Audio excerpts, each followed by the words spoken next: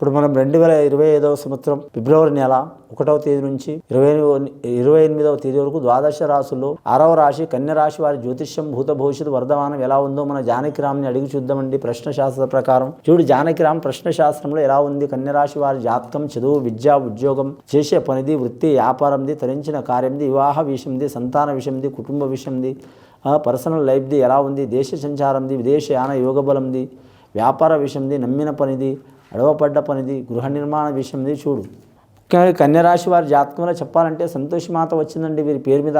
కానీ మాత్రం కన్యరాశి వారి జాతకంలో చూడాలంటే మాత్రం సాయం చేసేది నలుగురు రాశి ఉందండి, ఇబ్బందులు పెట్టేది నలుగురు రాశి ఉంది, శరీర సమానం ఉంటుంది.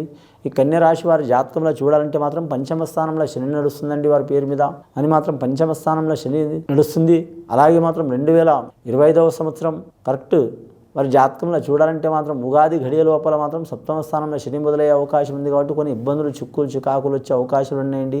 ఆ ఇబ్బందులు, చిక్కులు, చికాకులు తొలగిపోవాలంటే మాత్రం శని అంతర్దశ యోగ బలముల ప్రకారం అలా నడుస్తుంది. కాబట్టి శనీశ్వరుని పూజ చేయటం, శనివారం నియమం పాటించడం, అలాగే శనిదేవ అనుగ్రహ కారకులు అంటే ఆంజనేయ స్వామి ఒకటి, రెండవది మాత్రం కాలభైరవుడు, మూడవది వీరి జాతక బలంలో చూడాలంటే మాత్రం మహాశివుడు. వీరిని పూజ చేయటం, వీరి మీద శని అనుగ్రహం కలుగుతారండి.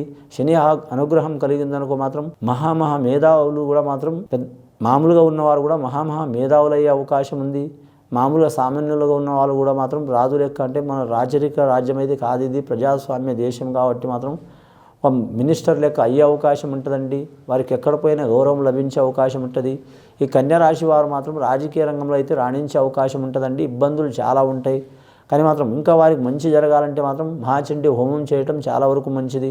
కానీ రాష్ట్రం గురించి, ప్రజల గురించి, అలాగే మాత్రం నియోజకవర్గం గురించి, అలాగే వారి నమ్ముకున్న కార్యకర్తల గురించి చాలా వరకు మంచి పనులు చేసే అవకాశం ఉంటుంది.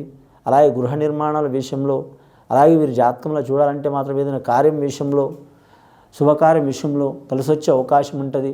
వీరి జాతకంలో చూడాలంటే కన్యరాశి వారి జాతకం ఉత్తర నక్షత్రం వారు మాత్రం ఖచ్చితంగా ఎవరికి పూజ చేసినా చేయకపోయినా మాత్రం వీరి జాతకాన్ని చూడాలంటే మాత్రం అమ్మవారికి పూజ చేయటం మంచిదండి. వీరి పేరు మీద చూడాలంటే మాత్రం హస్త నక్షత్రం వారు విఘ్నేశ్వరుని ఆరాధన చేయటం చాలా వరకు మంచిది. అలాగే పాండురంగ స్వామిని పూజ చేయటం కూడా చాలా వరకు మంచిది. దశావతారంలో పాండురంగ స్వామి అవతారం విష్ణుమూర్తిది ఒకటి ఉంది కాబట్టి చేయటం మంచిదండి. వీరి జ్యోతిష బలంలో చూడాలంటే వెండి బంగారం అచ్చుబాటు ఉండదండి. వాహనం అయితే అచ్చుబాటు ఉంటుంది.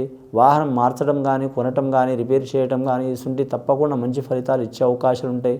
అలాగే గవర్నమెంట్ నుంచి మాత్రం మంచి ఫలితం పొందే అవకాశం ఉంటుందండి. వ్యాపారం గురించి లోన్ తీసుకోవడం కానీ,